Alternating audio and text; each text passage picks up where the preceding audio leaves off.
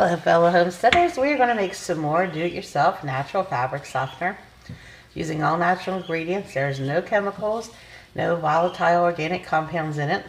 Nothing here that's not going to be safe for anybody to use unless you have a problem with vinegar touching your skin. I think that you're going to be just fine no matter how sensitive your skin is. I'm going to go ahead and start with the vinegar. I'm using my sink to mix this just in case I spill like I did the last one. This recipe takes 2 cups of vinegar. And yes, vinegar is pungent.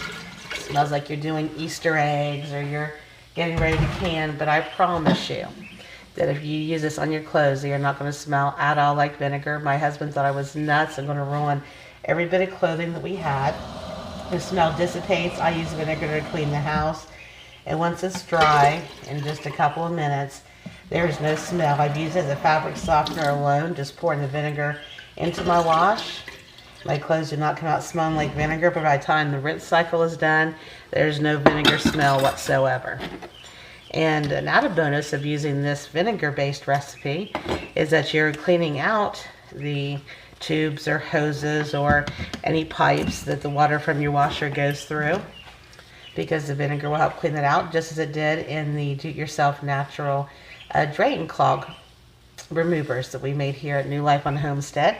So I've added 2 cups of vinegar, and I've added 2 cups of water. I can give them a little stir, but they mix together without that.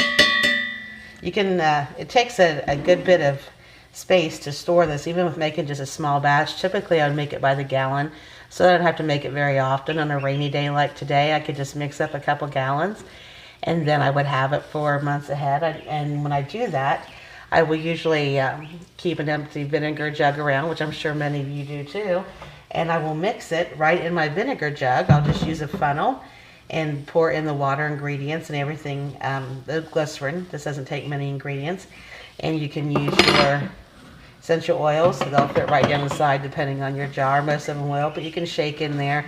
I wouldn't shake that through a funnel. You get some residue and you lose some of your essential oils that way. I'm just making a small batch today to show you how to do it. So I'm using my little pitcher here, which looks cute sitting in my bathroom. So again, we have the 2 cups of vinegar and the 2 cups of water. Now I'm going to use my vegetable glycerin. We need 2 tablespoons of that. It is a lot thicker, you can see by the pour, than the water. And it's not sticky like syrup, but it does stick to your spoon a little bit. So give it a second or 2 to drip off. Maybe pound on the side a little bit. I thought that noise would have my dogs going nuts, but it did not, thankfully. So I have to apologize for that. Oh, and I missed some. Glycerin is not expensive, but I use it quite often. I don't want to waste any. This is also a main ingredient in a lot of the natural homemade cosmetics. You can find recipes too here also on New Life on the Homestead. So I'm just going to let it drip, get the very last bit out of there. Go ahead and give a stir. The glycerin intermingles quickly. It's not like oil and water. They mix just fine. And now it's time to put in your essential oils. That's up to choice, what smells good, what you find healing that you want to have touching your skin. Again, keep in mind that when you are putting this in your wash, your clothes touch the body and it will touch your skin. So if somebody in your family has a problem with a certain type of essential oil, if you have somebody who's pregnant or nursing, the dogs are going to get on the bed and you might be using something in there that might not be safe for the dogs. Oh, it appears I have run out of my eucalyptus. So choose what scents smell good to you, what you think might be healing, but bear in mind the amounts and type that you use to make sure that you're not using anything that could be, this one's a little clogged. Pop the top off here. Anything that could cause a health issue or a skin rash or a problem for a pregnant or nursing mother. And the oils, being oil, will kind of hover there on the top. So you will need to stir them and intermingle them.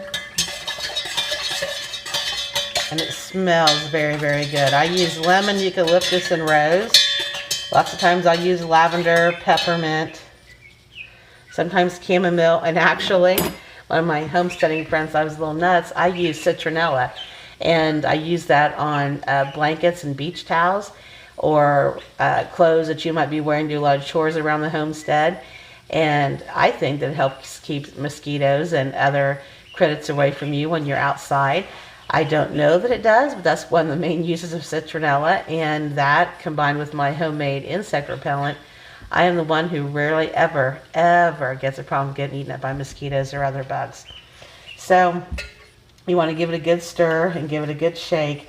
Your oils still tend to lay on top, especially if you use the full 15. You can use more.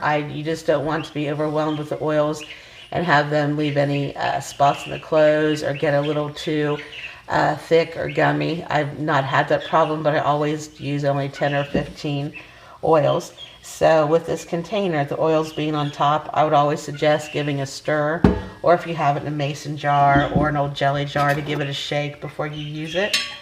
You just pull it right into the liquid fabric softener dispenser on your washer and let it go to work, and you will have clean smelling clothes. They'll be soft and there'll be a lot less static cling.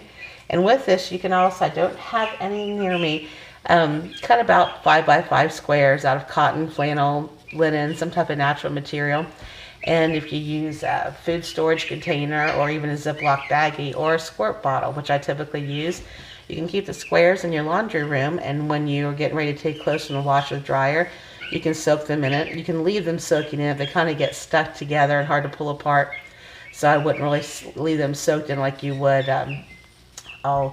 like wet ones or baby wipes. I wouldn't, keep them like that if you make those on your own.